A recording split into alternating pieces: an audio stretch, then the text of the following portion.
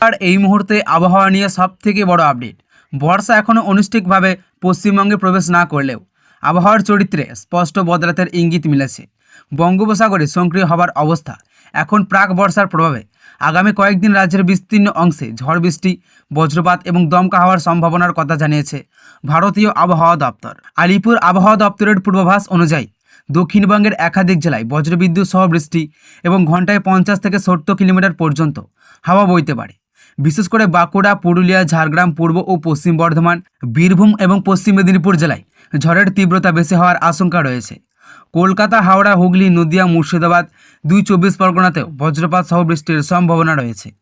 উত্তরবঙ্গেও আবহাওয়া ক্রমশ অস্থির হয়ে উঠেছে।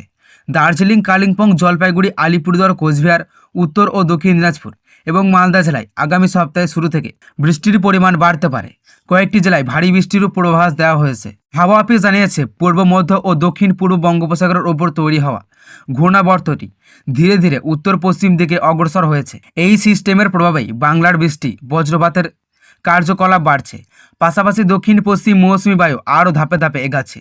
ফলে বর্ষার অনুকূল পরিস্থিতি তৈরি হয়েছে। আজ 31শে মে থেকে 4ই জুন পর্যন্ত দক্ষিণবঙ্গের বিক্ষিপ্তভাবে হালকা থেকে মাঝারি বৃষ্টির সম্ভাবনা রয়েছে। অন্যদিকে 5ই জুন থেকে 11 জুনের মধ্যে বৃষ্টির বিস্তারিত আরও বাড়তে পারে। উত্তরবঙ্গে এই সময় বেশ কয়েকটি জেলায় ভারী বর্ষণের সম্ভাবনা রয়েছে বলে জানিয়েছে আবহাওয়া দপ্তর। তবে বৃষ্টির এই দফায় তাপমাত্রা বড় কোনো পরিবর্তনের সম্ভাবনা নেই। উত্তর ও দক্ষিণবঙ্গের অধিকাংশ জায়গায় সর্বোচ্চ তাপমাত্রা স্বাভাবিকের আশেপাশেই থাকবে। তীব্র তাপপ্রবাহের আশঙ্কা আপাতত নেই বলে জানিয়েছে আবহাওয়া দপ্তর। আবহাওয়া বিশেষজ্ঞদের পরামর্শ, বজ্রঝড়ের সময় খোলা মাঠ, গাছের নিচে বা জলাশয়ের কাছে না থাকাই নিরাপদ। প্রবল হাওয়ার জেরে দুর্বল কাঠামো ও গাছের ডাল ভেঙে পড়ার আশঙ্কা রয়েছে।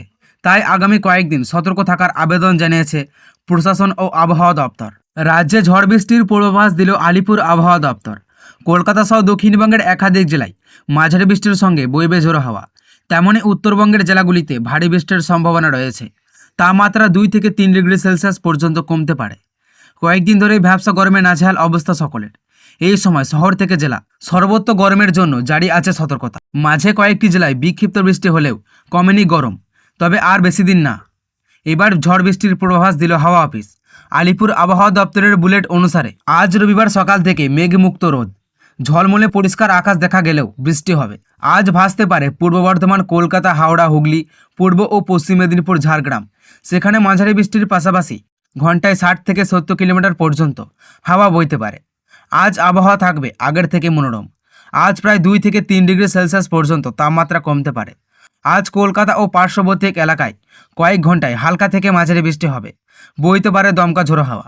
আজ প্রায় 40 থেকে 50 কিলোমিটার বেগে হাওয়া বইতে পারে, যে কারণে গরম অস্বস্তিকর থেকে কম থাকবে। তেমনই আজ উত্তরবঙ্গে হবে ভারী বৃষ্টি। আজ হতে পারে ভারী বৃষ্টি।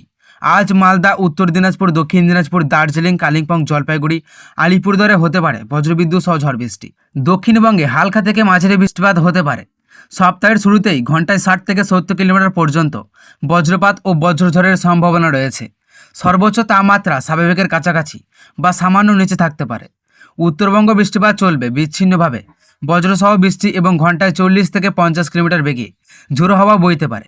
সর্বোচ্চ তাপমাত্রা স্বাভাবিকের কাছাকাছি থাকবে। জুন মাসের 2 নম্বর সপ্তাহে আবহাওয়ার পূর্বাভাস। 5ই জুন থেকে 11ই জুন দক্ষিণবঙ্গের বৃষ্টিপাত বিক্ষিপ্তভাবে মোটামুটি বিস্তৃত হবে এবং এর সঙ্গে বিচ্ছিন্নভাবে ঘন্টায় 40 থেকে 60 কিলোমিটার বেগে বজ্রপাত সহ ঝোড়ো হাওয়ার দমকা হাওয়া বইতে পারে। তাপমাত্রা স্বাভাবিকের কাছাকাছি থাকবে। উত্তরবঙ্গের বৃষ্টিপাত মাঝারি থেকে ব্যাপক হারে হারে হবে। কিছুদিন বিচ্ছিন্নভাবে ভারী বৃষ্টির প্রবল সম্ভাবনা রয়েছে। সর্বোচ্চ তাপমাত্রা স্বাভাবিকের কাছাকাছি থাকবে। তো সুপ্রিয় দর্শক, এই ছিল আজকের আবহাওয়া খবর। ভালো লাগলে অবশ্যই একটি লাইক করবেন এবং চ্যানেলে নতুন হয়ে থাকলে চ্যানেলটিকেও সাবস্ক্রাইব করবেন। ভালো থাকুন, সুস্থ থাকুন, নিরাপদে থাকুন। ধন্যবাদ।